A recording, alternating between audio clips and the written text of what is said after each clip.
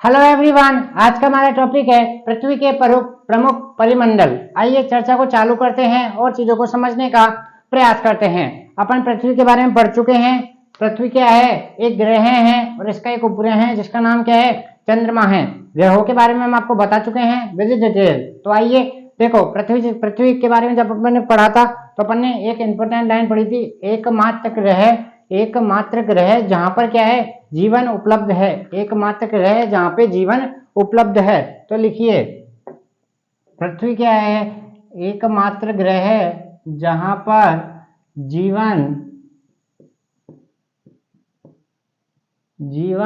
उपलब्ध है। ठीक है, आइए ये बातें अपन जानते हैं। अब आप कहोगे एकमात्र ग्रह यही क्यों है जहां पे जीवन उपलब्ध है? तो आइए आगे बढ़ते हैं। पृथ्वी एकमात्र ग्रह है जहां पर क्या है? जीवन है।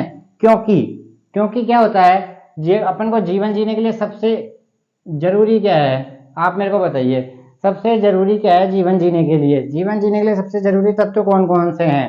पहला तत्व आप सब बताएंगे, कौन सा? भूमि। कौन सा है? भूमि है। और दूसरा है जल, और तीसरा है वायु। ठीक है, देखो यह तीन तत्व ऐसे हैं जो हमारे जीवन के लिए बहुत ही जरूरी है, आप सभी जानते होंगे।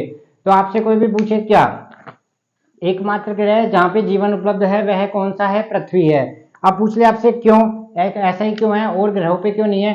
क्योंकि हमारे जीवन के लिए आवश्यक तत्व कौन कौन से हो गए? भूमि हो गया, वायु हो गया और जल हो गया। ठीक है,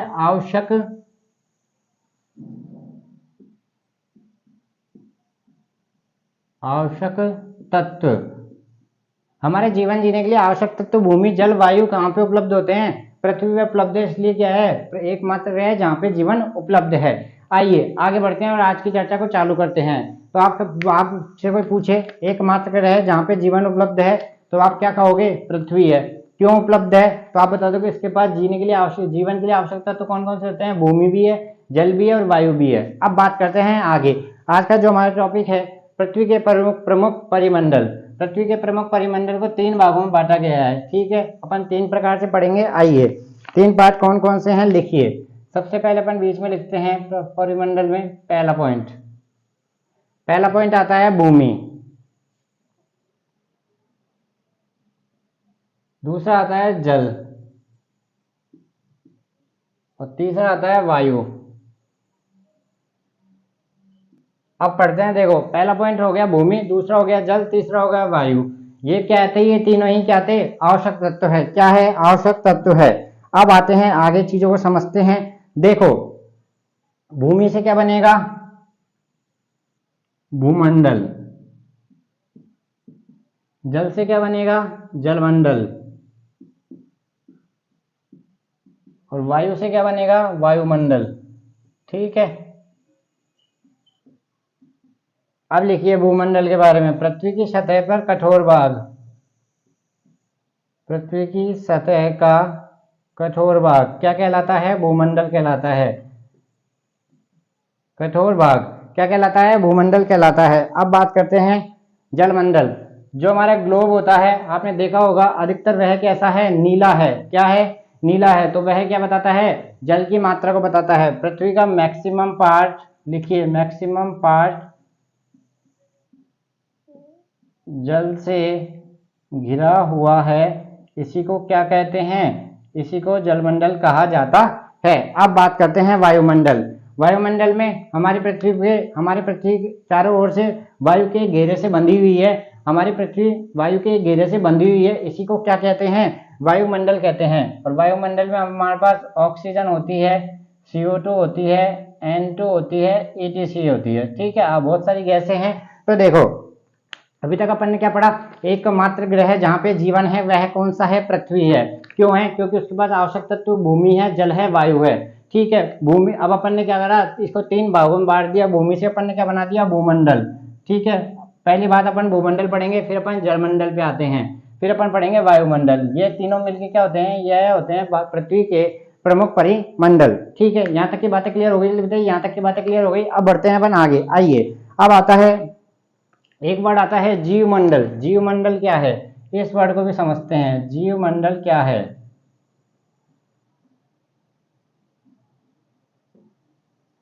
जीवमंडल, देखो एक ऐसा सीमित क्षेत्र, लिखिए परिभाषा, एक ऐसा सीमित क्षेत्र जहां पे भूमि भी उपलब्ध हो, जल भी उपलब्ध हो और वायु भी उपलब्ध हो। एक ऐसा सीमित क्षेत्र जहां पे पृथ्वी के आवश्यक तत्व कौन कौन से हो गए, भूमि, जल और वायु, तीनों विद्यमान रहते हैं, क्या कहलाता है, जीवमंडल कहलाता है। यह सभी क्या होता है, पहले दिन की क्लास आपको ओनली डिक्शनरी अर्थात शब्दावली बताने के लिए बताई जाती है, क्योंकि डायरेक्ट किताबों में लिखा रहता है जीवमंडल, तो आपको याद होना चाहिए जीवमंडल होता क्या है, एक ऐसा सीमित क्षेत्र जहां पे भूमि, जल और वायु तीनों विद्यमान रहते हैं, क्या कहलाता है, जीवमंडल कहलाता है। जहां पे भूमि उपलब्ध है उसी को क्या कहा गया, भूमंडल। जहां पे केवल जल है उसको जलमंडल, और जहां पे केवल वायु है उसको वायुमंडल। ठीक है, आपको तीनों बातें समझ में आ गई। मैक्सिमम पार्ट जल से घिरा हुआ है, ये बातें हम आपको बता चुके हैं। पृथ्वी के चारों ओर एक वायु की एक परत है, पृथ्वी के चारों ओर वायु की एक परत है जो पृथ्वी को बांधे रखती है, वह क्या है, वायुमंडल है। वायुमंडल में एग्जांपल जैसे ऑक्सीजन हो गया, कार्बन डाइऑक्साइड, नाइट्रोजन। ठीक है, यहाँ तक के पॉइंट क्लियर हो गए, जल्दी बताइए, यहाँ तक के पॉइंट क्लियर हो गए। अब बढ़ते हैं अपन आगे, और आज का हमारा पहला टॉपिक लगाइए भूमंडल। अब पढ़ेंगे अपन भूमंडल के बारे में। ठीक है, आइए चर्चा को चालू करेंगे। भूमंडल, भूमंडल से आप क्या समझते हैं? सबसे पहली बात देखो, पृथ्वी की सतह का कठोर भाग, कोई आपसे पूछे भूमंडल क्या है, जो हमारा जितना भी हमारा पृथ्वी की सतह का कठोर भाग है, जहां पे अपन रहते हैं, जैसे रोड हो गया और भी चीजें, वह सब क्या है, हमारे भूमंडल में आता है। ठीक है, अब बात करते हैं इससे आगे। भूमंडल को भी अब दो पार्टों में विभाजित कर देंगे अपन, कौन कौन से, लिखिए। पृथ्वी का ठोस भाग क्या कहलाता है, भूमंडल कहलाता है। इसका निर्माण लिखिए, निर्माण हुआ है भूप्रकृति को क्या होती है, क्रस्ट होती है। भूप्रकृति की चट्टानों द्वारा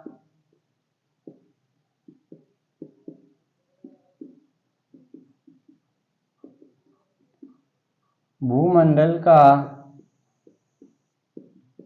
निर्माण होता है। ये हो गया हमारा पहला पॉइंट।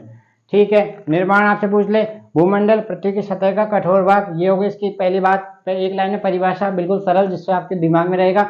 निर्माण आपसे पूछ ले, भूप्रकृति की चट्टानों द्वारा भूमंडल का निर्माण किया जाता है। क्रस्ट आपको अभी आगे बताएंगे, लेकिन आप याद रखना, भूप्रकृति की चट्टानों द्वारा भूमंडल का निर्माण किया जाता है। अब बात करते हैं आगे, आइए अब देखेंगे क्या भूमंडल।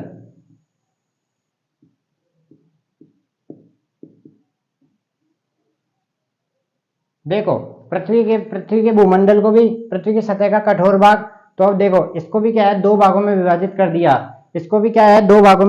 कर दिया। ठीक है, अब बात करते हैं आगे, वह दो पार्ट कौन कौन से हैं, आइए। एक को तो बोला गया महाद्वीप और एक को बोला गया महासागर, बेसिन भी बोलते हैं इसको, महासागर बेसिन। भूमंडल को, पृथ्वी की सतह के कठोर भाग को महाद्वीप और महासागर। महाद्वीप क्या लिखिए, महाद्वीप की अपन अगर शॉर्ट परिभाषा याद रखने की कोशिश करें तो इसको क्या बोलते हैं, एक बड़ा भूभाग क्षेत्र। वो एक बड़ा भूभाग क्षेत्र क्या कहलाता है, महाद्वीप, बड़ा भूभाग क्षेत्र, ये है महाद्वीप। और महाद्वीप किसका पार्ट है, भूमंडल का ही पार्ट है। अब आता है महासागर बेसिन, लिखिए बड़े जलाशय को, बड़े जलाशय, ये होता है इनका अर्थ। जैसे आपसे कोई पूछ ले महाद्वीप क्या है, आप बताएंगे एक बहुत बड़ा भूभाग महाद्वीप कहलाता है। एक बड़े क्षेत्र में फैला गया भूभाग क्या कहलाता है, महाद्वीप कहलाता है। और महासागर बेसिन क्या है, बड़े जलाशय क्या कहलाते हैं, महासागर बेसिन कहलाते हैं। अब बात करते हैं, देखो अगला पॉइंट लिखिए आप। अगला पॉइंट आता है, देख जब भी हम स्थल की, जैसे आपने कभी एक बात नोटिस करिए, आप कभी रेलवे स्टेशन जाते हैं, जैसे रेलवे स्टेशन है, आता है जयपुर, जयपुर लिखा हुआ है और इसके नीचे लिखा हुआ है 350 मीटर समुद्र तल से ऊंचाई, 350 मीटर समुद्र तल से ऊंचाई। ऐसा क्यों लिखा जाता है, आपने कभी नोटिस करा, नहीं करा तो इस पर नोटिस करना, क्योंकि क्या लिखा रहता है 350 मीटर समुद्र तल से ऊपर। तो यह क्यों लिखा रहता है, क्योंकि जब भी स्थल की है ना, अपन है ना, स्थल की अपन लंबाई मापते हैं ना, तो वह अपन कहाँ से मापते हैं, स्थल की ऊंचाई हमेशा समुद्र तल से मापी जाती है। स्थल की ऊंचाई हमेशा समुद्र तल से मापी जाती है। तो इस लाइन का आप याद रखेंगे, स्थल की ऊंचाई हमेशा समुद्र तल से मापी जाती है। जैसे एग्जाम्पल कौन सा हो गया, विश्व का सबसे ऊंचा पर्वत कौन सा है, माउंट एवरेस्ट, कितना है माउंट एवरेस्ट, और उसकी ऊंचाई कितनी है 8,848 मीटर, यह उसकी ऊंचाई है। 8,848 मीटर उसकी ऊंचाई है। तो यह ऊंचाई कहाँ से मापी गई है, तो आप यह बताएंगे यह ऊंचाई समुद्र तल से मापी गई है। कहाँ से, समुद्र तल से मापी गई है। विश्व का सबसे गहरा गर्त कौन सा है, विश्व का सबसे गहरा गर्त कौन सा है, तो आप बताएंगे मेरियाना गर्त। कौन सा है, मेरियाना गर्त। और मेरियाना गर्त कहाँ है, प्रशांत महासागर में। कितना है 11,022। ठीक है, इस बात का आप लोग ध्यान रखेंगे। 11,022 मीटर यह क्या है, बिल्कुल डेप्थ में है। तो इसकी डेप्थ अपन ने कहाँ से मापी है, इसकी डेप्थ भी अपन ने समुद्र तल से मापी है। ठीक है, यहाँ तक की बातें क्लियर हो गई। अब बात करते हैं अपन आगे, अब बात करेंगे अपन इससे आगे। ठीक है, यहाँ तक की बातें क्लियर हो गई। अब आप हमारा टॉपिक आएगा, पहला टॉपिक अपन जो पढ़ेंगे वह लिखिए आप, वह पढ़ेंगे अपन महाद्वीपों के बारे में। क्या पढ़ेंगे, महाद्वीपों के बारे में। तो देखो अभी तक अपन ने बहुत सारी चीजें पढ़ी, भूमंडल के बारे में पढ़ा, अब अपन पढ़ेंगे, हमारा टॉपिक आएगा महाद्वीप। सबसे पहले महाद्वीप आपको बता दिया, एक बड़ा भूभाग का क्षेत्र क्या कहलाता है, महाद्वीप कहलाता है। और पूरे विश्व को पर कितने महाद्वीपों में बांटा गया है, पूरे विश्व को कितने महाद्वीपों में बांटा गया है, 7 महाद्वीपों में बांटा गया है। और यह सभी महाद्वीप एक दूसरे से किस प्रकार अलग होते हैं, लिखिए, एक दूसरे से विस्तृत जल संधि द्वारा यह एक दूसरे से क्या होते हैं, अलग होते हैं। विस्तृत जल संधि द्वारा यह एक दूसरे से अलग होते हैं। तो 7 महाद्वीप है, और अपन कल से पढ़ेंगे कौन सा, पहला महाद्वीप एशिया महाद्वीप, सबसे बड़ा महाद्वीप है। इसके बारे में सारे पॉइंट कल से अपन पढ़ेंगे। आज का सेशन आपको कैसा लगा हमें बताइए। कल मिलता है आपके साथ एक ऐसे ही इंटरेस्टिंग वीडियो के साथ। जब तक आप चैनल को प्यार देते रहिए। Thank you.